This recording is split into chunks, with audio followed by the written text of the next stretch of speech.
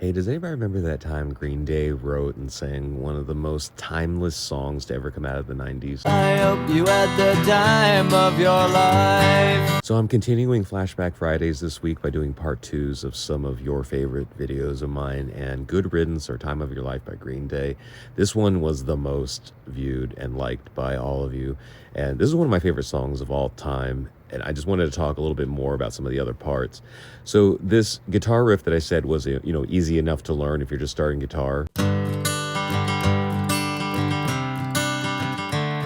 think what's brilliant about this is that it is simple, but the momentum of keeping it up is what is kind of tricky, because if you ever play guitar and you like learn a riff, you really have to get it into your subconscious, like kind of keep going, because if you think about it too much, you might start messing up. And I think that is kind of beautifully symbolic and probably an accident in this song, in that that riff kind of goes through a lot of parts of the song. Another turning point, a fork stuck in the road. But if you think about it too much, you might mess up that lick. And that becomes kind of a metaphor of like how time just keeps marching forward. Time grabs you by the wrist, directs you where to go. Anytime you hit like a life experience, whether it's like a loss of a loved one or a new chapter in your life, like getting married or graduating even. And I love this concept of something being unpredictable, but in the end was the right outcome. Something unpredictable, but in the end is right. Even the melody wrapping up so nicely is almost this acceptance of